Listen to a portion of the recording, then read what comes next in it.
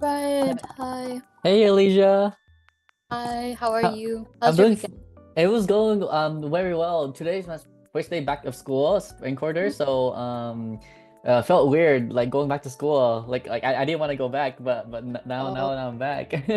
yeah, I feel you. I don't want to. Um, Yeah. yeah. How was your weekend? It was it was kind of busy. I went to the farmers market Uh-huh. and then I watched the sunset with my friends. Oh my gosh, that sounds fun. Yeah, then I slept over and then like I didn't even leave until like I didn't come back to my dorm until like 2. Uh-huh. 2 2, a.m. 2 yeah, 2 today. Uh-huh. So Uh, yeah, I'm a bit tired, and then Yeah. I just came back from work, but Right. also today I made like a bunch of spam musubi. I'm sure you've seen my story. Yeah, I saw that. Did you start the bites? Musubi bite? Yeah, musubi bites. I came up with the name, and then I designed Uh-huh. like the account and everything. Oh my God. Like, is it run by you only, or is it like someone else that's doing it with you? My other friends are kind of helping me because it's like a fundraiser for a thing that we're all together. But Uh-huh. since I made spam musubi back in high school, I kind of perfected it, and like I was like pretty Oh my confident God. Wow. as a fundraiser kind of deal, but like after the fundraiser, I plan to use the account to actually sell it on the normal. Like Uh-huh. maybe not Right. every week, but every other week just for fun. Right. Oh my gosh. I was at Davis, so I could get some. I could buy some from I you. can make some for you when you come for finals review. Oh my gosh. That would be so sweet, No, my Alicia. Oh my friend, she gosh. bought 10. I was gonna say, hey guys, buy some now. My I friend bought 10. know. When I come back to Davis, I'm gonna buy some. I'm gonna buy some from you.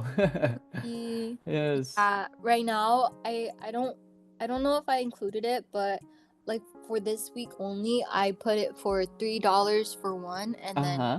two for five. So you get $1 off if you get two.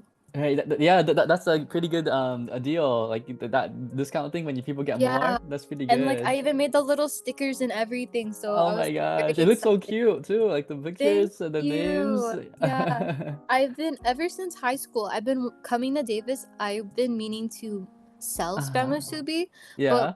I was just I never had the time to. And then second, like I I wasn't confident. Well, I'm a big procrastinator, so if I want something, like if I want to pursue in something, I like to be like Perfect at yeah, it. perfect in it. Right. Like I was like really focusing on the posters and like Mm. making them look super cool, and even with the name The name. Musubi, because Davis cow. Davis, I know the cow. I saw it was like so like related to Davis with the cows, the moo. It went so well.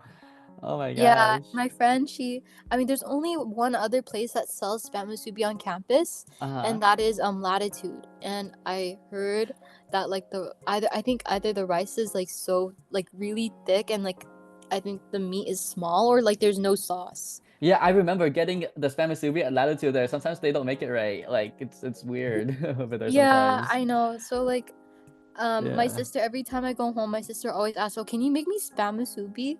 And I'm like, "Don't you want Uh-huh. anything else?" And she's like, "No." Oh my God.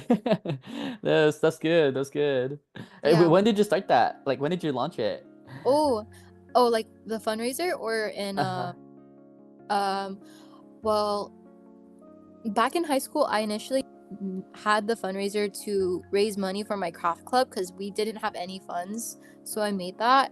But Uh-huh. moving here to Davis, I did it literally I started drafting stuff 2 weeks ago. You drafted stuff 2 weeks ago. Oh, okay. Hmm. So like the almost before the quarter started, like the beginning of spring break kind of.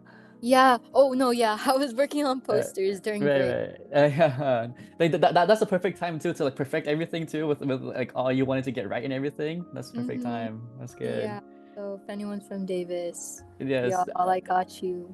Alicia started her spam musubi fundraiser things. Musubi bite. Yeah, musubi.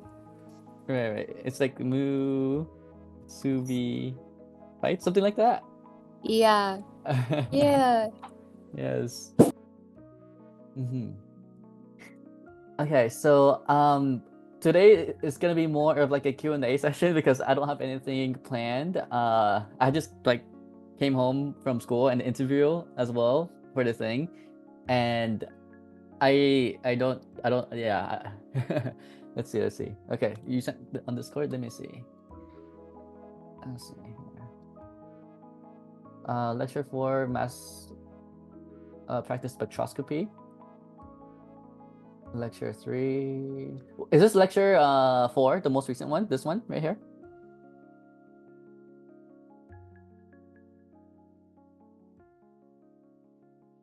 Yes, okay.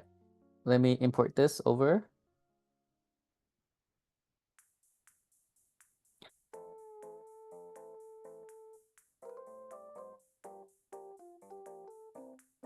Okay.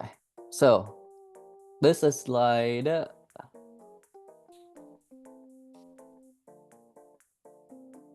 this one. Okay. So, let's do this spectroscopy problem. There's 5 steps that I like to do when I think about spectroscopy problems, right? The first thing I like to do is calculate the degrees of unsaturation, DOU. The next thing I like to do is I look at the IR to see the functional groups present in the molecule. Then I look at the HNMR to see the specific fragments of that molecule. Then I try to connect those fragments together.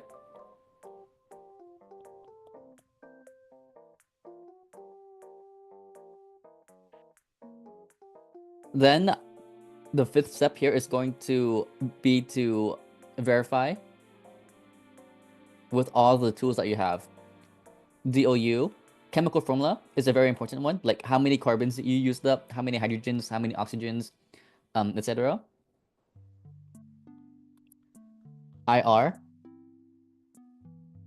and HNMR. HNMR is the most powerful one here, right? Because it's the most specific one. It tells you like how many neighbors set of hydrogens have, right? So the hardest part here is probably the HNMR and connecting the fragments part. Like the getting the fragments for HNMR is okay, but like connecting it together in a very specific order is the hardest part, right? So let's look at this example here. The question here is asking for you to calculate the degrees of unsaturation. So you could use this formula here, which is 2C plus 2, right, minus H minus X plus N all over 2. Here we have C8H14O, so that's going to be 2 times 8 plus 2 minus 14 minus 0 plus 0 all over 2.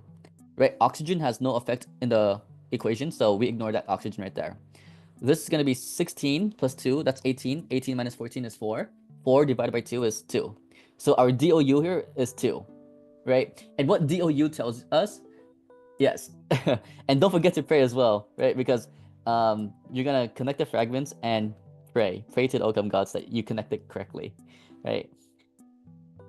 And it's all a trial and error. Like you're going to try it again and you're going to see that it doesn't work out. Then you would go back and then try something else until it does make sense with the HNMR, right? The number of neighbors and the integration and the deshielded regions, right? So DOU would tell you like if you have a double bond, that's 1 DOU. If you have a triple bond in the molecule, that's 2 DOUs. If you have any sort of ring, right, then that's going to be 1 DOU. So if you have at least 4 DOU, right, you most likely have a benzene ring in your structure, because a benzene ring, which is this structure here, has 3 double bonds and 1 ring. 3 plus 1 is 4, right? And you're gonna see benzenes in the middle of 118B. Okay. Now the next question is asking to write 2 main takeaways from the IR spectrum. So this is the IR right here, right? Let me just copy and paste this and expand it out so then we can analyze this more carefully here. But any questions on that so far? On the DOU, degrees of unsaturation, that first question? Nope? Okay, that's good. Now, let me paste the IR chart right here. Expand it out. And here's this IR chart that I like to use, that I've been using for so many quarters now. It's been going through so many reiterations, but this is like the final version I've been using for so many quarters, which is this one right here, right? Anything 1500 and below, that's the fingerprint region, right? That's gonna show the single bonds between like carbon and oxygen, carbon and carbon, carbon and nitrogen. But technically, you could basically ignore that when you're analyzing the IR from functional groups. If you see a sharp peak at 1600 like that, then that's a big sign of an alkene. If you see a sharp peak at around 1700, that's a big sign of a carbonyl, carbon double bond oxygen. If you see a sharp peak at around 2100 to 2300, that's the triple bond region. You could either have an alkyne, the C triple bond C, or a nitrile, C triple bond N. If you see this peak at 3000, that's almost always going to be there for all molecules, right? Because that's the sp3 carbon hydrogen peak, meaning that that peak represents this bond right here between an sp3 carbon and a hydrogen. If you see a sharp peak at 2700, a little bit to the right of the 3000 peak, that's an aldehyde peak, right? And this aldehyde peak right here will always, always, always pair up with this carbonyl peak because the aldehyde has a carbonyl attached to it, right? But when you have a carbonyl peak, you do not always have to have this aldehyde peak. It's only when you have an aldehyde peak that you would get this aldehyde peak and the carbonyl peak together. If you see a sharp peak at 3100, that's the sp2 carbon hydrogen peak, which represents this bond right here between an sp2 carbon and hydrogen, right? So that peak right there is very sneaky, right? Because it's to the left of the 3000 peak at 3100. It's going to show up as a sharp peak like that, right? So that's the difference between the sp2 carbon hydrogen peak and sp3 carbon hydrogen peak. If you do not see an sp3 carbon hydrogen peak, you might just have an benzene ring like that, right? Because there's no sp3 carbons here at all, right? All of these atoms here on the benzene ring are sp2 carbons, right? So these bonds here are the bonds between an sp2 carbon and a hydrogen. So you would have the 3100 peak, but you would not have the 3000 peak. But in most molecules, they will have that sp3 carbon to hydrogen bond right there. If you see a big broad peak at 3300, that's an alcohol or secondary amine. If you see a primary, a double frank structure here, that's a primary amine. If you see a big broad peak that merges, connects with the 3000 sp3 carbon hydrogen peak, that's a carboxylic acid, right? That's more for 1-ethene C. But you could still see that for 1-ethene A. If you see a sharp peak at 3300, that's the terminal alkyne hydrogen, the sp carbon hydrogen bond, right? Which represents this bond right here between an sp carbon and a hydrogen right there, which is the sp carbon hydrogen bond. Okay, any questions on that IR graph?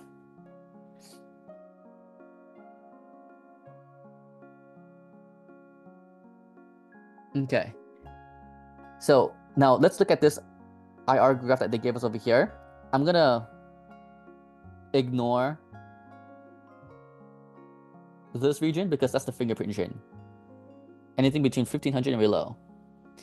And they do give us numbers here, right? This is 1500, this is 1600, this is 1700. What functional group would you predict for this sharp peak at 1700? Carbonyl, yes. So we know we have a carbonyl because of this sharp peak at 1700 right there. Now, what is this sharp peak at 3000 right here? That sp3 carbon hydrogen, yes. So that means that we have something like this, where there's a bond between an sp3 carbon and a hydrogen, right? That peak here at 3000 represents that bond right there, okay? Anything else that we see? Doesn't look like it. So the two main takeaways from the IR here that I see is that we have carbonyl, right? And we have sp3 carbon hydrogen bond, okay? Now the next question is asking us to analyze the NMR proton shifts and splitting to determine the structure. Write the base mass spectrum fragments and calculate the M to Z ratio. Okay, let's look at the HNMR part, which is this part right here.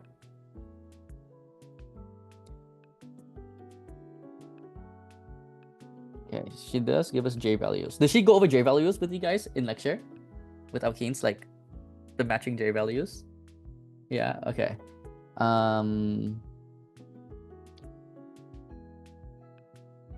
Okay, so let me show you guys the HNMR portions, right? This is going to be useful for 118A, B, and C because spectroscopy shows up all throughout OChem, right? HNMR is going to be between 0 to 12. And here's the conceptual thing about HNMR. It's a machine that will shine magnets down through a molecule, and it's going to read the hydrogen present, right? So let's say this hydrogen here of the molecule is attached to a non-electronegative atom like carbon, right? That carbon there is not going to withdraw electrons from the hydrogen. It's not going to pull on the electrons because it's not electronegative, right? So the hydrogen here is going to be surrounded by electrons, and that's what we call shielded. This is a shielded hydrogen, right? Because it's shielded by electrons. So this HNMR machine here cannot read this hydrogen very well. That's why it's going to have a low ppm value. It's going to be to the right side, the shielded region. But if you shine the magnets of the HNMR machine down to a hydrogen that is attached to an electronegative atom, like let's say oxygen, fluorine, chlorine, or bromine, the electrons are going to be drawn towards the electronegative atom. But it's going to be pulled towards the electronegative atom, making this hydrogen de-shielded. It's not shielded by the electrons anymore, making it very visible for this HNMR machine to read that hydrogen very clearly, which is why it's going to have a high ppm value. It's going to have a de-shielded region, right? So that's the conceptual thing of what's going on here. Now, here is going to be the regions. Between 0 to 2 is going to be the boring sp3 carbon hydrogen bonds. 2 to 3 is going to be the alpha region, where the hydrogen is going to be on the alpha carbon of a pi bond, right? So if you look at this blue carbon right here, that blue carbon is the alpha carbon, right? It's the first carbon away from a pi bond, right? A pi bond is a double bond. It could be any kind of double bond. It could be an alkene or it could be a carbonyl, right? But it's the first carbon away from that pi bond.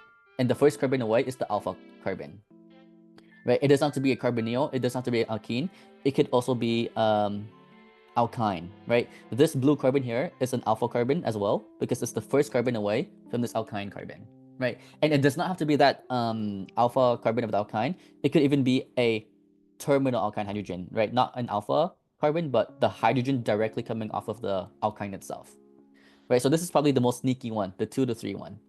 3 to 4 is the electronegative region, where the hydrogen is going to be attached to the same carbon as an electronegative atom, right? Like, let's call that X, where X can be oxygen, chlorine, bromine, fluorine, iodine, nitrogen, right? Any of those electronegative atoms. Hydrogen is going to be attached to the same carbon as that electronegative atom right there.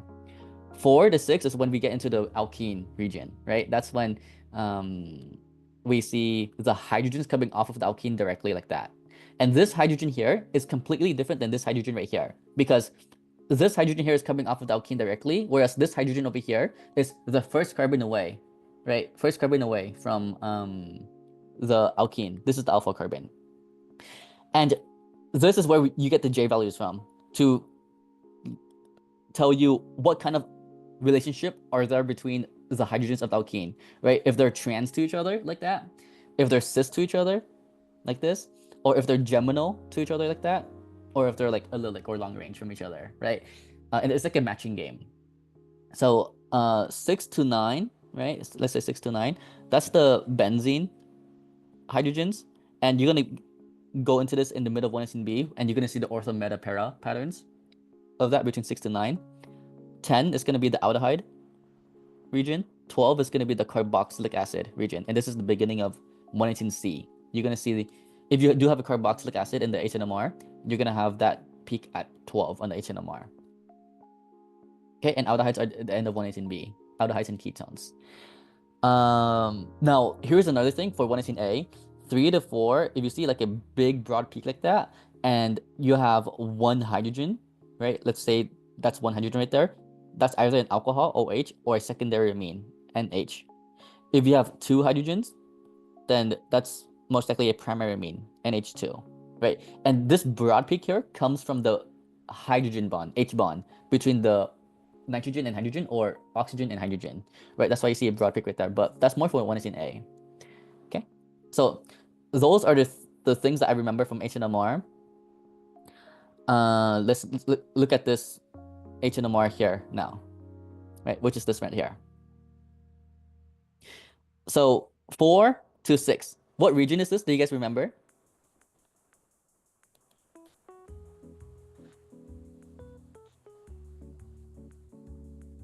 Oh yes, it's an alkene, right? And there's more things that go into HNMR as well. I just went over one of them, right? HNMR goes into what we just went over, right? The de-shielded versus shielded region. That's telling you where the hydrogen is at. The more de-shielded the hydrogen is, the more close it is to an electronegative atom. The more shielded the hydrogen is, the farther it is away from an electronegative atom or electron withdrawn group. The other thing you can get from the HNMR is integration. Like how many hydrogens are in a peak, a unique peak. And the other thing you can get is the number of neighbors from the n+1 rule, right? That's the most powerful one, with the most specific one, right? And the other ones are more broad, but the neighbors, the n+1 rule, is the most hyper-specific one, right? And that's gonna represent the subpeaks of the main peak right here. So 4 to 6, like we said earlier, is the alkene region. So we have one hydrogen coming off of the alkene, right? So one fragment is gonna look like this. We have one hydrogen, which is this one hydrogen right here, coming off of the alkene right there. Okay. And because we only have one hydrogen, I know that this alkene here has to be attached to 3 other things that is not a hydrogen, right? Because if this alkene had another hydrogen right there, or here, then we would have more than one hydrogen between 4 to 6. But because we only have one hydrogen between 4 to 6, I know we only have one alkene hydrogen like that. Okay. So that's my fragment right now for the alkene. Okay, this is really weird. Let's see here. How many neighbors would this one hydrogen have if it has 1, 2, 3 subpeaks? 1, 2, 3. 2 neighbors, right? And its 2 neighbors could be like this, right? 1, 2. Does that make sense so far? Like, this is one hydrogen, this is another hydrogen. These 2 hydrogens here could be the neighbors of this one hydrogen right here. Yeah, okay. Now, you notice how the 2 hydrogens here are alpha to the alkene, right? They're the first carbon away from the alkene. So they're going to be between 2 to 3, the alpha region, which is going to be most likely this, I'm going to say. Right? How many neighbors do these 2 hydrogens have right here?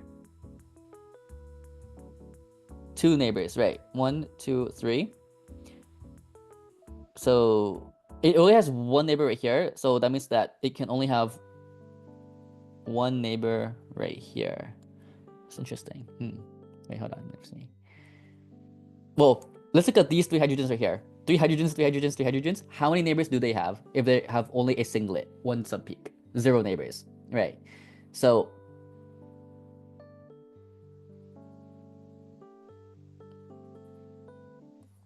I'm just gonna try some random things now. I don't know. Let me see. 3, 3. Let's see.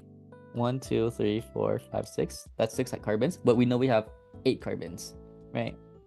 Let me see here. 2 neighbors. That's 2 neighbors. And we have 2 DOU. Right. We already used up one of the DOUs, which is the alkene. The other DOU comes from the carbonyl that we know we have from the IR. So I'm gonna put a carbonyl somewhere soon. Let me put it right here for now. 1, 2, 3, 4, 5, 6, 7, 8.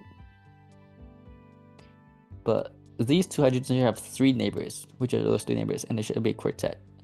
Oh, okay. Yeah, that was a very sneaky subpeak right there. Like these two hydrogens right here has four subpeaks. I did not see that one, but that's one subpeak. This is 2, 3, 4. That's three neighbors, which are these three neighbors right here. The two hydrogens here are those two hydrogens with only two neighbors. So it should be like 1, 2, 3, 4, 5, 6, 7, 8. And there's 14 hydrogens. 1, 2, 3, 4, 5, 6, 7, 8, 9, 10, 11, 12, 13, 14 hydrogens. One oxygen. We have two DOUs, carbonyl and alkene.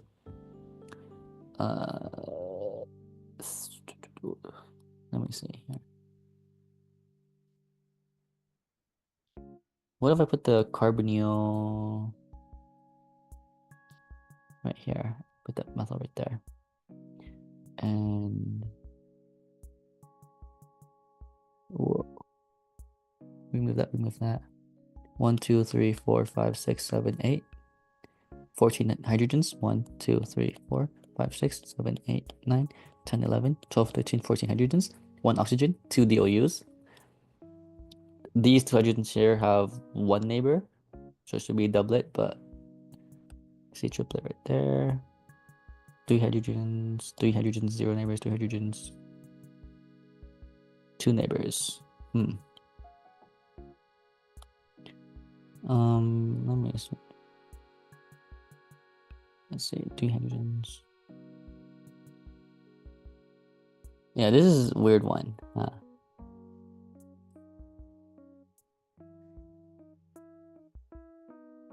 Okay. So the J values here is 0 to 3, and what does that tell you? It's geminal, or because if it was geminal, that means that they have to come off of the same carbon, but we only see one hydrogen between 4 to 6 here, right? So if it was geminal, then we would have to have two hydrogens right here. Let me see here.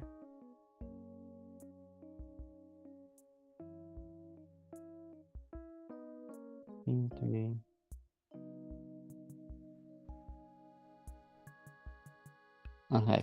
Okay, let me try making it geminal and see how it goes.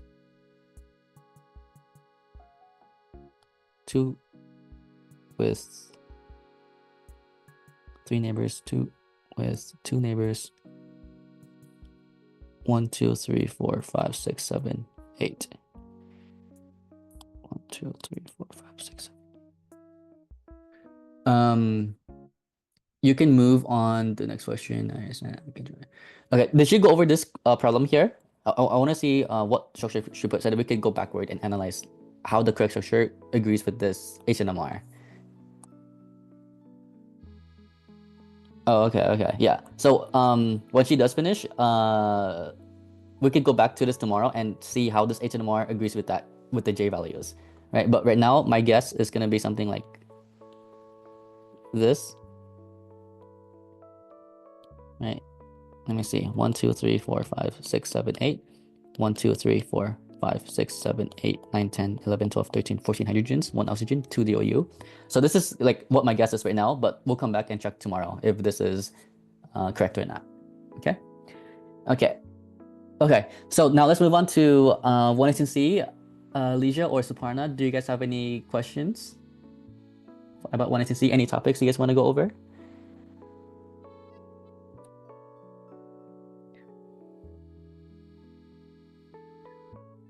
Did you guys have lecture today for Helix, Monday? Okay. Let's see. We could go over a practice round. Let's see here. Let's do something like this.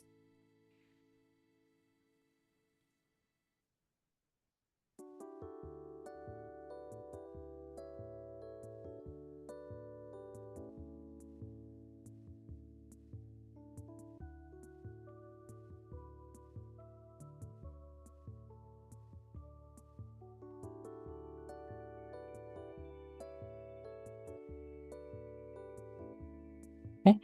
Does this reaction look familiar to you guys? Or does it look confusing right now?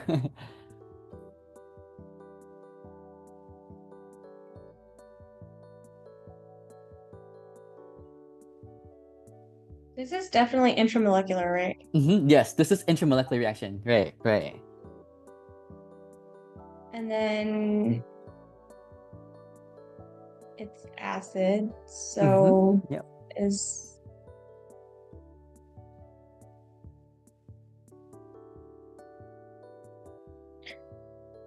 Wait, don't we need water and heat? Acid, water, and heat, that is hydrolysis reagents, right? Which will convert any derivative like acyl halide, anhydride, ester, amide, or nitrile back into the carboxylic acid. But in this reactant molecule, we already have a carboxylic acid, the parent functional group. And this right here is an amine, not an amide. So we won't do hydrolysis here. When we're reacting a carboxylic acid with an amine with strong acid, we're gonna form a derivative, right? And the derivative we're gonna form is the one with nitrogen, which is amide. So we're gonna form an amide here. But because this is intramolecular, we're gonna form a cyclic amide, a lactam. Right? So this is intramolecular lactam formation or intramolecular addition elimination mechanism, where in acidic conditions, the carbonyl oxygen would get protonated, right? We're gonna protonate the carbonyl oxygen with the H2 super strong acid we have to activate the electrophile, right? So once this carbonyl oxygen gets protonated to become positively charged, what do you guys think the next step is gonna be? Like once this electrophile here is strong and activated, what's the nucleophile that's gonna attack that carbonyl carbon?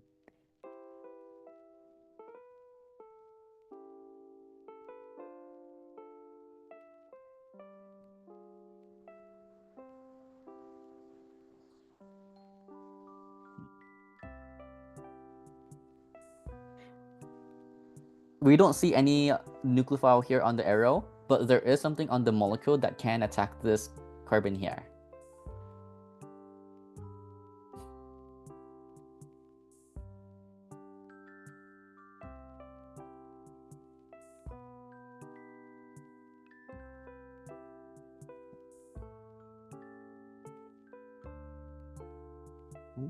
And that's going to be the amine here, the nitrogen with the pair of electrons.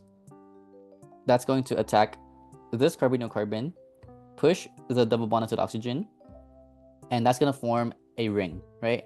And the trick I like to do is I like to start my number 1 atom at the nucleophile, which is going to be this nitrogen atom, and I number all the way into my electrophile. 1, 2, 3, 4, 5, which is this carbonyl carbon right here. So I know I'm going to make a 5-membered ring. And this 5-membered ring right here is going to look like this, right? Where the nitrogen is number 1, this is going to be 2, this is 3, this is 4, this is 5. This is the new bond between 1 and 5, right? That bond was not there before, but we created that bond from this attack. Now, 1, right, the nitrogen is still attached to an ethyl group, a hydrogen, and because this nitrogen here has 4 bonds, it's going to be positively charged. Carbon 5 has an OH. It used to have a double bond OH plus, but we popped the double bond onto the oxygen, giving us a single bond OH. Everything else is decoration. Everything else is copy and paste now. Yes, Elysia? Yeah, so I just wanted to make sure we since we don't have anything to like fix the or like have the charge, we give the nitrogen or like the lone pairs of nitrogen to the carbonyl because the oxygen is better at holding the charge compared to nitrogen. I think you're thinking of oxygen is better able to hold the negative charge better than the nitrogen. That's true, right? Because oxygen is more electronegative than nitrogen. But the reason why this reaction happens is because our electrophile here is this carbonyl carbon, right? When you see a carbonyl carbon where the oxygen is positively charged, think of it as a very strong electrophile. And the nucleophile here is the one with the nitrogen right here, where when we do this attack, right, where the pair of electrons attacks this carbon here and push the double bonds to the oxygen, this oxygen here becomes a neutral atom now, whereas the nitrogen, because it gained the bond, it will become positively charged.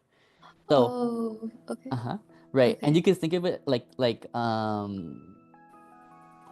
don't think of it like that. Think of it as like nucleophile attacking the electrophile. Like this is the nucleophile here, the Nu, and this is the electrophile right here, and that's gonna attack it right there because this did not have to be an amine, right? It could have been an alcohol, OH, like that. Right. So Right. this is like a reaction where it reacts with itself. Yes, this is the reaction where it reacts with itself, where the nucleophile is on the same molecule as the electrophile, like that. Okay, thank you. Right. Yeah. And then everything else, right, is decoration, copy and paste, right? Carbon 2 has this isopropyl group, which is this isopropyl group here. 3 has a methyl group, which is that methyl group right there. This is the new bond that we formed right here. Any questions on how I got to this intermediate?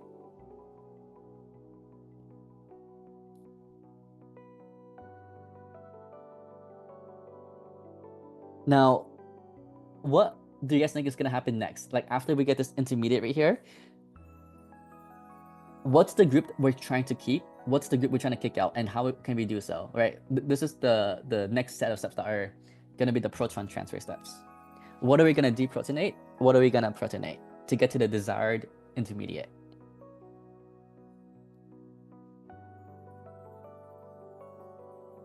We're gonna deprotonate the group that stays. Right, deprotonate this group and protonate one of the OHs. So we could use HSO4 minus to deprotonate the positive charged nitrogen, which is going to become neutral, and that's good, right? Because we want to keep that group. And if we make it neutral, it's a bad leaving group. We want one of the OHs to leave, so to make it into a good leaving group, we can protonate it with H2SO4 and give us this intermediate right here.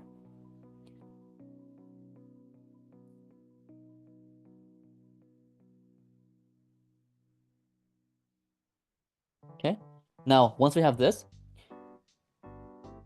the leaving group can leave by us forming a carbonyl from the other alcohol and kicking out that good leaving group right there. I was just gonna create a double bond right here for the nitrogen, but if I do that, this nitrogen will become positively charged. This would leave, but we cannot deprotonate this nitrogen anymore, right? Because like there is no hydrogens for us to deprotonate, and that's gonna make like a enol, and that's very unstable. But to get rid of this good leaving group here, we're gonna reform the carbonyl from the alcohol, kick out that good leaving group to give us this intermediate right here.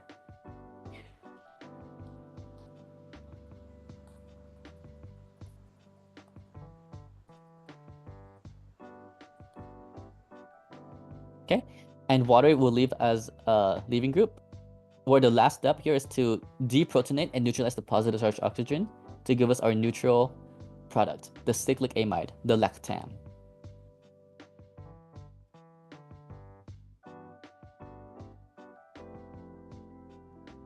Like this, right? Where this is the lactam right there, like that. Okay. Now this was intramolecular addition elimination mechanism in acidic conditions, where we formed a cyclic amide, a lactam. And we did peptide, right? Protonate, addition, proton transfer, elimination, deprotonate. Any questions on that mechanism?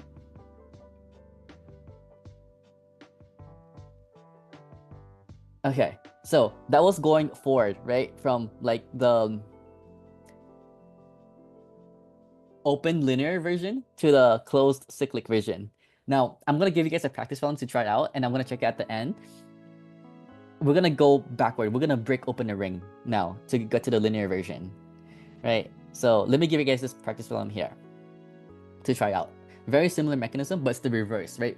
It's acidic conditions addition elimination mechanism, but going backward, and you're breaking up the ring to get to the linear form. So here's the practice problem here.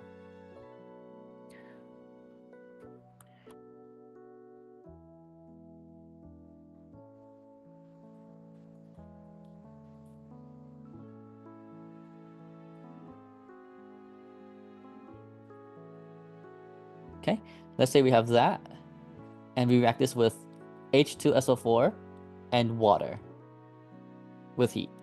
Okay. Before we get started here, do you guys remember the name of this functional group? Right here, the specific name of this functional group of the reactant?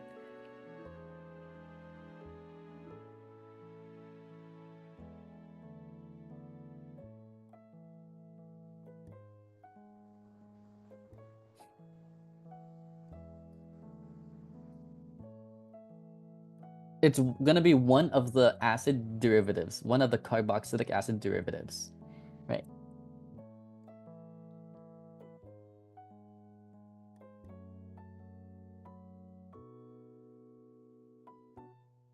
It's gonna be an ester. Oh, what the? Ester, right? But because this is a cyclic ester, because it's in a cycle, it's in a ring, this is specifically a lactone, not lactam. Lactam is cyclic amide. Cyclic ester is lactone. Okay, now try this reaction, break open the ring, and I'll come back to this question at the end. Okay, so 118B, Kathy, Kelly, did you guys want to go over anything in specific? I think Kathy wanted to check her answer for this problem here in the lecture.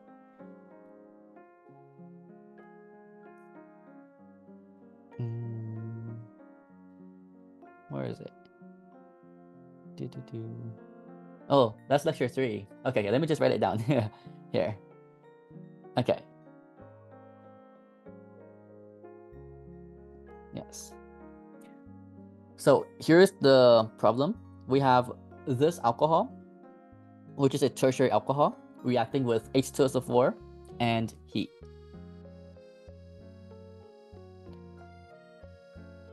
The mechanism you did was you protonated the alcohol with H2SO4 like that. Did Cagley also draw out the H2SO4 like this in the mechanism, or did you just draw it like that? Oh, okay, yeah. Oh my gosh.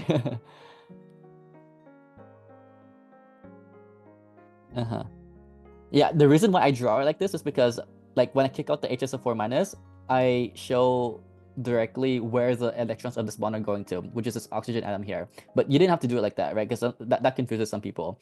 Like you could have just drawn H2SO4 and draw the arrow from to grab one of the hydrogens and just kick out something like that. But that's very unclear because where the arrow is going to, right? Because the negative charge is not going to the sulfur; it's going to one of the oxygens here.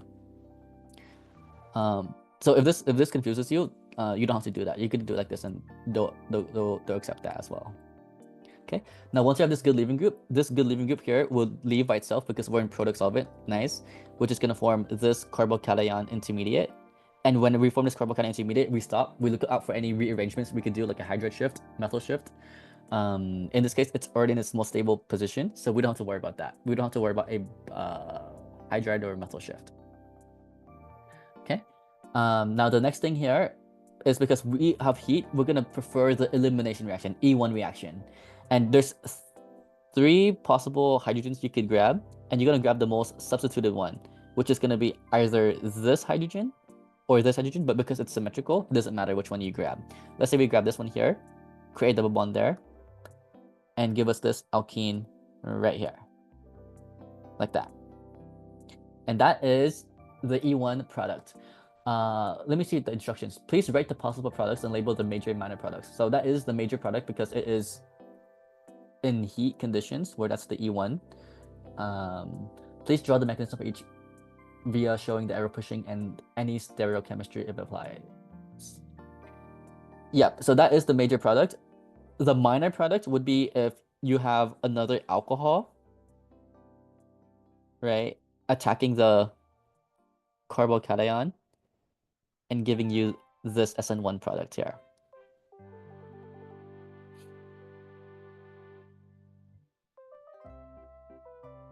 Which will eventually become deprotonated to become neutral ether. Like this. Right, and this is minor. It looks like an alien. And this is minor because we are in heat, right? And heat prefers E1. E1 over SN1 with heat.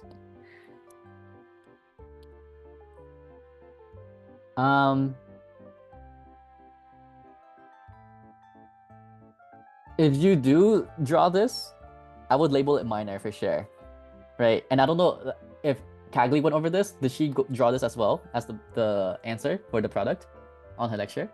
No? Okay, so don't worry about this then.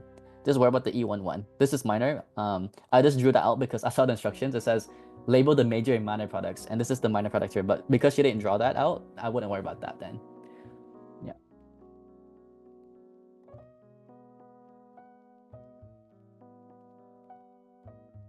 Okay, yeah. So just worry about this one. Just worry about that one.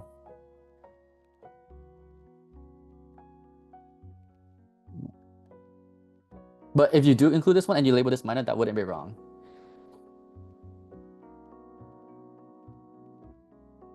Okay.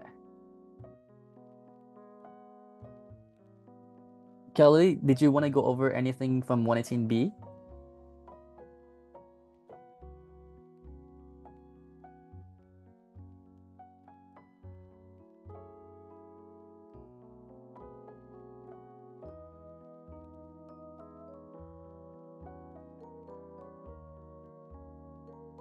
Okay. I'm gonna give you guys a practice one for 118B that was similar to that, right? Which is gonna be this right here. But it's gonna be a little bit harder. It's gonna involve one extra step here.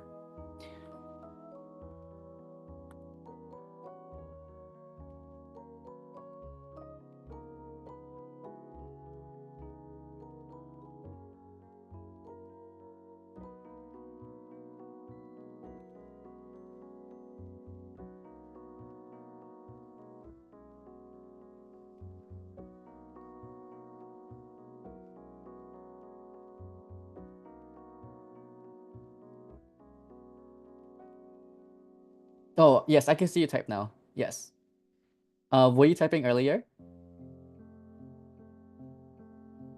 Oh, wait. Oh, I see it. Oh my gosh. How do you know whether the product will turn out cis or trans? Oh, yes. That is important question. Right. Okay. Yeah. Okay, thank you for bringing that up. So, this is the major product because this is an E alkene, right? We can't say cis or trans for this alkene because there's more than two substituents. We can only say cis or trans for alkenes with exactly two substituents. But because this alkene here has 1, 2, 3 substituents, we can say E or Z. Right? We can't say cis or trans. Right? So this is the E alkene, which is the major product.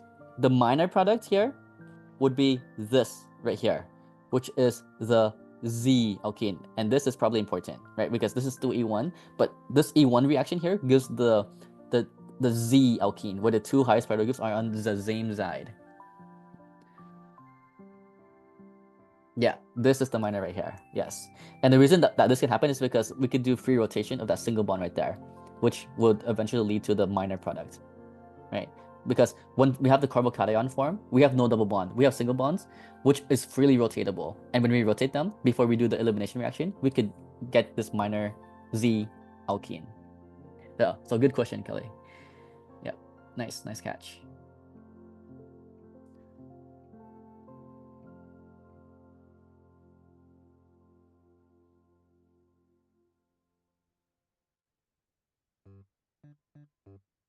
Right. So Kelly, what I said earlier was that when we have this carbocation here, we can rotate this single bond, right? Because that's not a double bond. And when I rotate that single bond right there, I can get this carbocation form right here.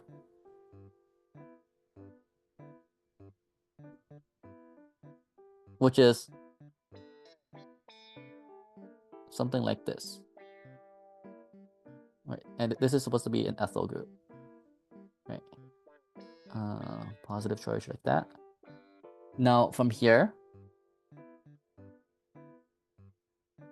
whoa, did I rotate the wrong group? Wait, hold on, let me see. No, let me do it like this. There we go. Okay. Now from here, the conjugate base will deprotonate this hydrogen, create double bond there to give us this alkene here. Whoa. Something's going on here. Something is messing with my brain here. Okay. So we have this, that, and what did I do here? Wait. Okay, let me redraw this again, slowly. Rotate. Positive charge. Ethyl. Boom. Okay.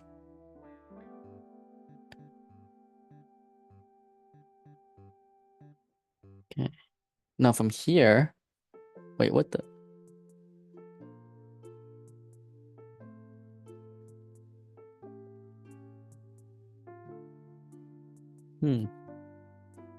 Wait. Alkene. Oh, okay. You're not gonna rotate this single bond right here. We're gonna rotate this single bond right here, which is the same thing, but to make it more clear, that's gonna give me that, which is going to then be deprotonated, do E1 reaction to give me this right here, which is the minor product, because this is the Z alkene, this is the E alkene. Now, the confusing part here was going from here to here, from that free rotation. So major is keeping the same structure. Minor is if it happened to flip before the double bond set in. Yes, that's correct. Major is the one that will give you the more stable alkene, the E alkene. Minor is the less stable alkene before the alkene sets in, right? Which is this form right here, which leads to the Z alkene, the less stable alkene. And this part here is the way we visualize how that happened, right? Where we rotated the single bond, which shifted this methyl group going down, right? Before it was up, but now it's going down, which when we do E1 here, we're going to create this Z alkene, leading to the minor product. Yeah. Okay. Any questions on that part?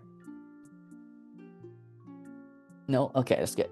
Okay, so here's the question here for you guys to try, and I will check your guys' work after I do the 118C problem, and label all major and minor products. And this is going to be another conceptual thing as well. So good thing you caught that. Okay. Try this one here. Alicia Suparno, were you guys able to get that 118C problem I gave you guys earlier?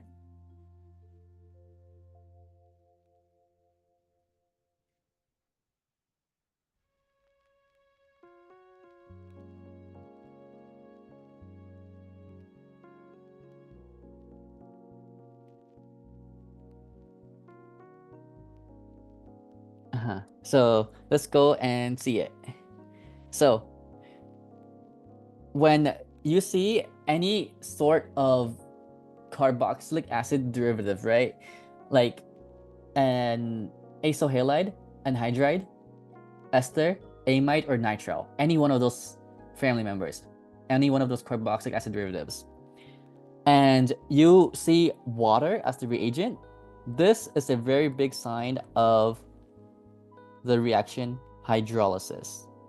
And this reaction hydrolysis here will convert all of the derivatives into the parent functional group, carboxylic acid.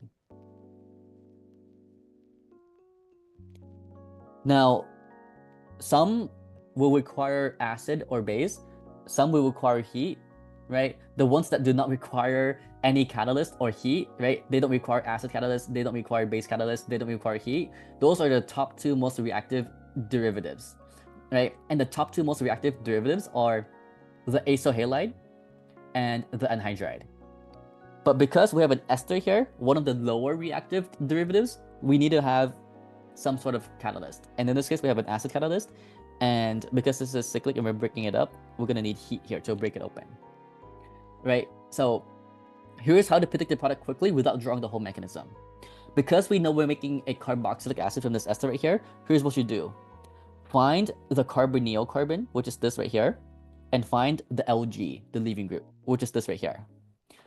Then you make a cut between the carbonyl carbon and the Lg, the leaving group. Once that happens, that carbonyl carbon that I color-coded in pink is going to be the carbonyl carbon of the carboxylic acid. This whole entire group here will leave as a leaving group, being protonated because we're in acidic conditions.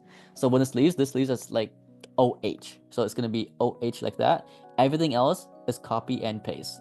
And because this is a ring and we broke it open, they're still attached to each other like that, but it's now linear, right? Like there's no more bond right there.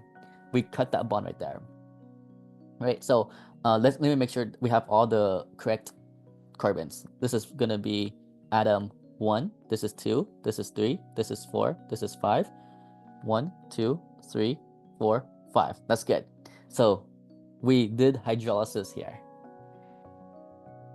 Yeah, it's a little bit like ozonolysis, especially when you're breaking up the ring, right? Like a lactone or lactam. Scissors, yes. Let's draw the scissors here.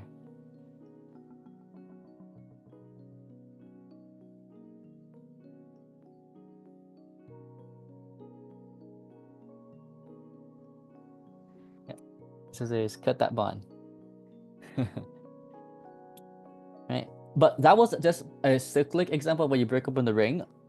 If you had a linear example, for example, something like this,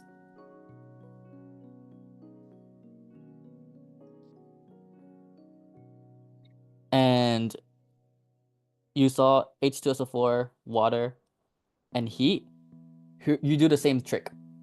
Locate the carbonyl carbon, find the Lg, which is this Lg, snip between the carbonyl carbon and Lg.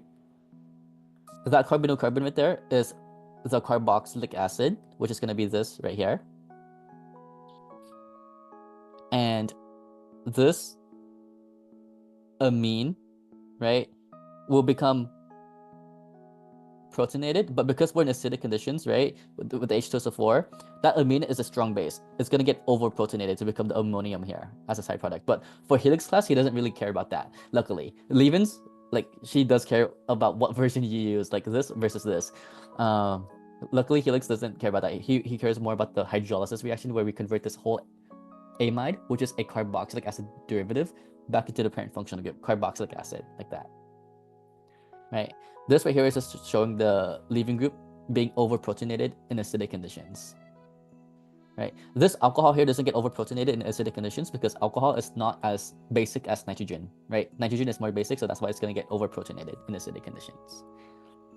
But this one here was the intermolecular reaction where we're not breaking up a ring, we're cutting up a molecule into two different pieces, the carboxylic acid and the leaving group. In this case, it turns out to be the amine, which eventually becomes the ammonium ion in acidic conditions. Right, but these were just the shortcuts that I showed you guys. I would practice the mechanism as well, but yeah, the mechanism is included in the note card. Okay, any questions on that? Okay, that's good. That's good. Let me check Kathy's work here for this problem. You protonated the alcohol with strong acid, H2SO4, to give this oxonium ion, good leaving group, which is gonna leave by itself, correct? And when it leaves by itself, that carbon there forms a carbocation. And yes, this was the sneaky step that I wanted to put here. That is gonna do the hydride shift. The last example that we did had no hydride shift, but this example that we are doing right here will now have a hydride shift to get to the more stable tertiary carbocation. And then from here, you used water to attack that carbocation, right? That's SN1. But because we have heat, SN1 is not going to be favored. We're not going to do SN1. We're going to do E1, right? You did SN1 there. That would be the product if there was no heat. But because we added heat here, you're either going to grab this hydrogen, or this hydrogen. Blue, pink, or green. Which one would you grab to make the more stable alkene?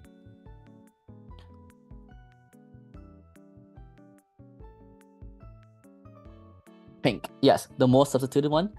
Grab that hydrogen. The bond here between the hydrogen and carbon will make a double bond right there, which will create this major alkene product right here. And would you say this is E or Z alkene?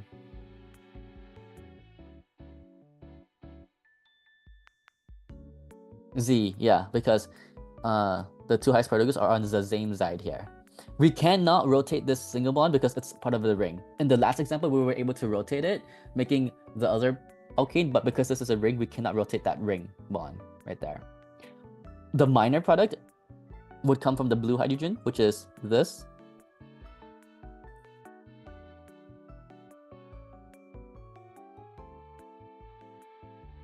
Or the green hydrogen, which is this, because that's the less substituted hydrogen right there. Like that. Right. The major one is the tetra substituted hydrogen alkene.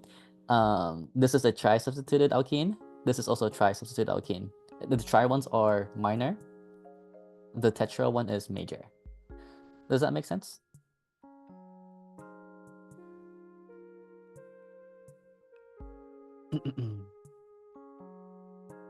Yes, that's good. It's always E1 if you have heat. If there's no heat, SN1. For 118B, you're gonna see E1 because 118B works with alkenes at the beginning. Yeah. Because if you do SN1, you're gonna get an alcohol, and that's not an alkene. Yeah. But you can create an alcohol from an alkene through hydration with water and acid, which you'll learn about soon. Yeah. Okay. Nice.